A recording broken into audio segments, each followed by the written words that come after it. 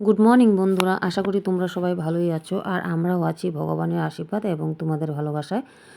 আর এই সকাল সকাল মানে উঠেই সমস্ত কাজকর্ম করি আর দেখতেই পারলাম টুনটুনি আমাদের বাড়িতে এসে পড়েছে সকাল সকাল।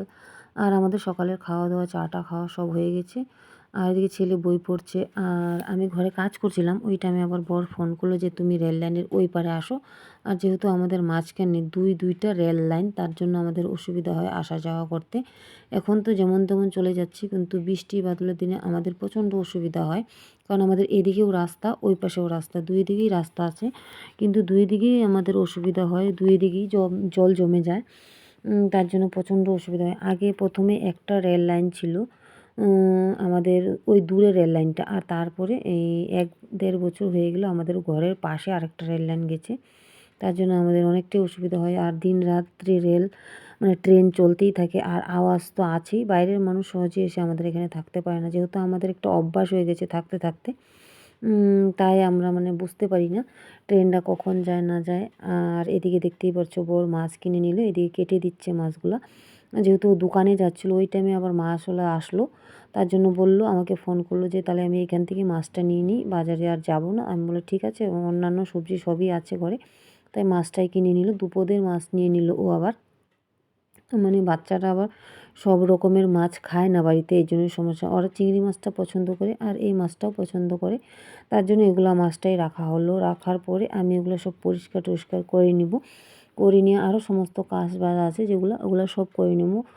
নিয়ে তারপরে আমি আবার রান্নাঘরে চলে আসলাম। রান্নাঘরে এসে এই যে পটল দেখতে পাচ্ছ, পটলগুলো বেশ কয়েকদিন আনা হয়েছিল। আর যেহেতু নতুন সবজি ওরা খেতে ভালোই বাসে, তাই নতুন সবজি খেতে ভালো লাগে। আর আমার বরের একটা প্রবলেম, সবজি যতই নতুন প্রথমে ৫০০ টাকাও কেজি হলে ওটাও কিনবে মনে হয়।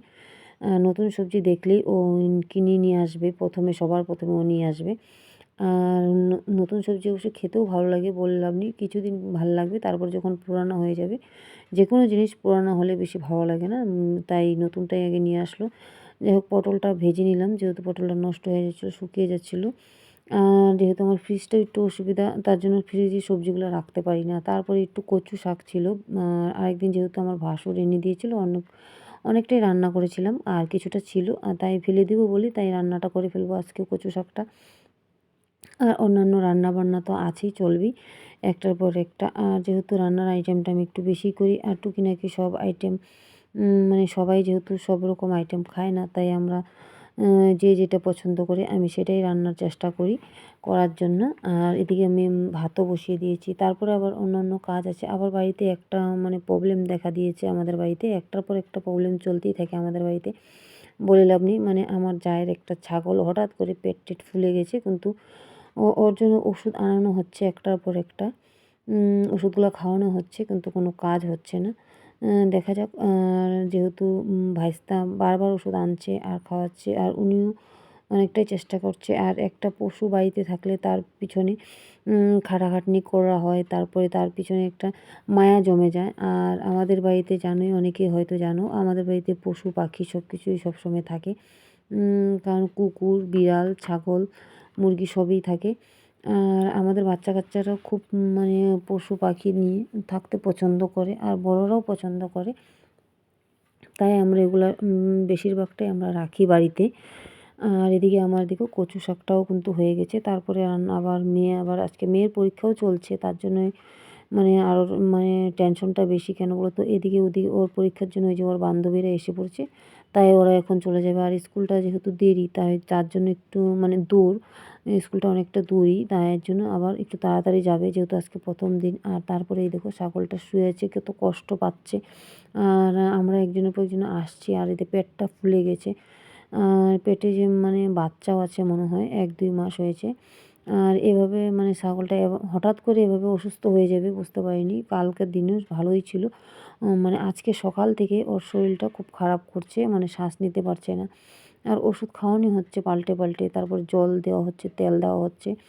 আর যেহেতু এখন ওর শরীরটা ছেড়ে দিয়েছে, তার জন্য দেখছি। আর এদিকে আমরা ভিতরে রান্নাও করছি, কারণ বলো যেটাই হোক, আর রান্নাটা তো যেহেতু আমাদের করতেই হবে। আর আমরা এতটা ছাগলটা সিরিয়াস হয়ে যাবে আমরা বুঝতে পারিনি। আর আমার জায়ের তো প্রচণ্ড কষ্ট হচ্ছে, উনি কাজই করতে পারছেন না, রান্নাও করতে পারছেন না। আর যেহেতু আমি সকালবেলা এগুলো আইটেম সব রেডি করে রেখেছিলাম, তাই আমার রান্নাটা করতেই হবে। তাই রান্নাটা বসিয়ে দিলাম। এদিকে রান্নাটাও করে নিচ্ছি, আবার মাঝে মাঝে যেয়ে দেখছি ওটা কী করছে, কেমন আছে। যাই হোক, মানুষের বাড়িতে একটা মানে যে কোনো পশু যখন থাকে তখন তার প্রতি একটা আলাদাই টান হয়ে যায়। মানুষের প্রতি তো মানুষের টান থাকেই, কিন্তু পশু পাখির প্রতিও একটা টান হয়ে যায়। আর এই যে সেটা চিংড়ি মাছটা দেখলাম। আর যেহেতু বাড়িতে বেশ কয়েকটা কাঁঠাল কিনে আনা হয়েছিল, আর আমরা উঠাউঠি খাওয়া দাওয়া হচ্ছে কাঁঠালগুলো। আর যেহেতু একবারে অনেকগুলো কাঁঠাল নিয়ে এসেছিলো, 2টা বর কিনে এনেছিল, আবার 2টা আমার দোকানের ছেলেরা এনে দিয়েছিল। মানে যে ছেলে মানে দোকানে কাজ করে ওরাই এনেছিল ওদের গাছ থেকে। আর যেহেতু আমাদের বাড়িতে গাছ নেই, ওদেরকে বলেছিলাম, তাই এনে দিয়েছে। কয়েকদিন হয়ে গেছে, আগে কিছুটা রান্না হয়েছে। মানে কাঁঠালটা আমাদের বাড়িতে খুবই ভালোবাসে সবাই, সব রকমের ডাল দিয়েও করি আমি, তারপরে সবজি দিয়েও, মানে চিংড়ি মাছ দিয়েও করি, এমনি মানে এমনিও খালিও করতে পারো, যে যেটা ভালোবাসে সেইভাবে করি আমরা। আর রান্নার পরে আবার তারপরে আরও সমস্ত কাজ আছে, ঘর দর পরিষ্কার করা, তারপরে আবার অন্যান্য কাজ, তারপরে বাচ্চারা যেহেতু ছেলে স্কুলে চলে গেছে আর মেয়েও তো পরীক্ষা দিতে চলে গেছে দেখলি। আর পরীক্ষা মানে চাপটা অতিরিক্ত বেশি পড়ে গেছে, সামনে আবার ছেলের পরীক্ষা, আর মেয়ের পরীক্ষাটা আগে হয়ে যাচ্ছে, এখন ছেলের পরীক্ষাটা কবে হয় দেখি। আর এই দেখো আমার কিন্তু মোটামুটি কাঁঠালটাও রান্না হয়ে গেছে এদিকে। আর তারপরে একটু জাল করে তারপরে আমি চিংড়ি মাছটা দেবো মাখা মাখা করে, তারপরে গরম মশলা দিয়ে দেবো, ঘি দিয়ে দেবো। আর কাঁঠালের মধ্যে একটু ঘি, একটু গরম মশলা না দিলে ভালো হয় না, আর ঘিটা দিলেই প্রচণ্ড টেস্ট হয়। আর এই দেখো আমার কিন্তু কাঁঠাল চিংড়ি হয়ে গেছে। আর চিংড়িটা দেখছো মানে একটু বড় বড় ছিল, তার জন্য চিংড়ি দেখতেও ভালো হয়েছে, খেতেও টেস্ট হয়েছিল চিংড়ি মাছটা। মানে এটা এঁচড় নেই, আবার এঁচড়টাও ভালো লাগে। এঁচড় মানে কি, ওই যখন মানে বীজ হয়ে যায় কাঁঠালটার, মানে হালকা কাঁচা কাঁচা, ওইটাও খেতে প্রচণ্ড টেস্ট হয়। আর এদিকে আমি রান্নাবাড়া সমস্ত কাজগুলো করে নিয়েছি, তারপরে এসে দেখি ছাগলটার চলে গেল, ওকে ও আর নেই, মানে ও মারা গেল। তাই এটাকে আমাদের একটা ব্যবস্থা করতে হবে। যাই হোক, এই অবস্থাটা যখন হয়ে গেল আর কি করব, তারপরে আমি আবার অন্যান্য কাজগুলো করে নিলাম, তারপরে আমি আর ভাইস্তা চলে যাব। আর ওর আবার 2টা বাচ্চা আছে, ছোট ছোট। আর ওই দেখো ওই দিকে বাচ্চাগুলো খাচ্ছে। আর এদিকে সকালবেলা কিছু কাপড় চোপড় ধুয়ে দিয়েছিলাম, মেলে দিয়েছি এদিকে। আর এই যে দেখতেই পাচ্ছ আমার যে ছাপড়া ঘরটা, এটার সাইডেই মানে আর ওই যে দেখো রেল লাইনে বাচ্চাগুলো, আর ওই যে একটা পাশে দূরে দেখা যাচ্ছে, ওরা দুজন কান্না করছে প্রচণ্ড, ওর মার জন্য ওরা বুঝতে পেরেছে মনে হয়, তাই কান্না করছে আর খাচ্ছে। ওখান থেকে আমি ডাকছিলাম ওদেরকে, তাই আমার সাড়া দিচ্ছে। আর এদিকে ভাইস্তাও এসে পড়েছি স্কুল থেকে, তাই আমি আর ভাইস্তা দুজনে লেগে পড়লাম। আর যেহেতু আমি মেয়ে মানুষ, একা একা পারবো না। আর জায়েরও মনটা এতটাই খারাপ, ওনারা প্রচণ্ড মানে খারাপ লাগছে আর কি বলবো। আর খারাপ লাগলে আর কি করব, একটা তো মানে ব্যবস্থা করতেই হবে আমাদের। আর যাই হোক, আমরা দুজনে এনে এটাকে শুইয়ে দিলাম ভালো করে, সুন্দর করে শুইয়ে দিয়ে ভালো করে মাটি দিয়ে গেড়ে একদম ঢেকে দিব, নাহলে কুকুর টুকুর আসবে এসে টেনে টুনে নিয়ে যাবে। আর দেখো কি সুন্দর মনে হয় চেয়ে আছে ছাগলটা। আর একটু মাটি দিয়ে দিলাম, তারপর দুজনে মিলে এটাকে ঢেকে দিব সুন্দর করে। আমরা দুজনে এটা খুঁড়ে টুড়ে করে ফেলেছি। আর এই জায়গাতে আমার বেশ কয়েকটা আমাদের ছাগল গাড়া হয়েছে। আর এদিকে দেখো আমাদের কিন্তু গাড়া হয়ে গেছে, দুজনে চলে যাচ্ছে, ওই যে ও চলে যাচ্ছে, এদিকে আমিও দেখো মুখ টুক শুকিয়ে গেছে। আর সারাদিন অনেক পরিশ্রম হয়েছে। আর বাড়িতে আজকে গীতা পাঠারও কথা, দেখি কি হয়। আর এই দেখো আমার ভাসুরও আবার এসে পড়ছে হঠাৎ করে দিনাজপুর থেকে, মানে আর আমার দোকানের ছেলেরাও এসেছে, সবাই মিলে গল্প করছে, তাদের জন্য একটু চাটা বানাবো। তারপর ভাসুর এসছে, আবার চলে যাবে, বেশিক্ষণ হয়তো থাকবে না, থাকার কথা ছিল কিন্তু মনে হয় থাকবে না। যাই হোক, আর এদিকে আমি বসে আছি, একটু মানে চাটা বানাবো, চা বানানোর জন্য বসে আছি।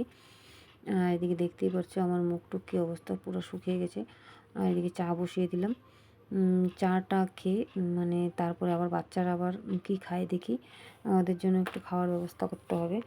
আর এদিকে বাচ্চারা আবার মানে নিয়ে আসলো, এই দেখো সিঙ্গারা নিয়ে আসলো, ওরা দুজনে, 2 ভাই বোনে মানে খাবে তার জন্য। আর সিঙ্গারাটা আমি খেতে না করেছিলাম, কিন্তু ওরা খাবে তার জন্য, কারণ সিঙ্গারাতে মানে প্রচণ্ড গ্যাস হয়ে যায়, আর ছেলের তো গ্যাসের প্রবলেম, গ্যাস্ট্রিকের, আর এই দেখো আবার বিস্কুটও নিয়ে আসলো। বললাম মানে চা দিব ওদেরকে, তাই বললাম বিস্কুটটা এনে দিতে। আর ও আগে দেখছে কোনটা বড় কোনটা ছোট, ও খাবে কোনটা, ওর দিদি খাবে কোনটা, মানে ম্যাচ করে দেখছে। তাই বলছে আমাকে, বম্মা আমি কোনটা খাবো, আমি তোমার যেটা পছন্দ হয় সেটাই খাও।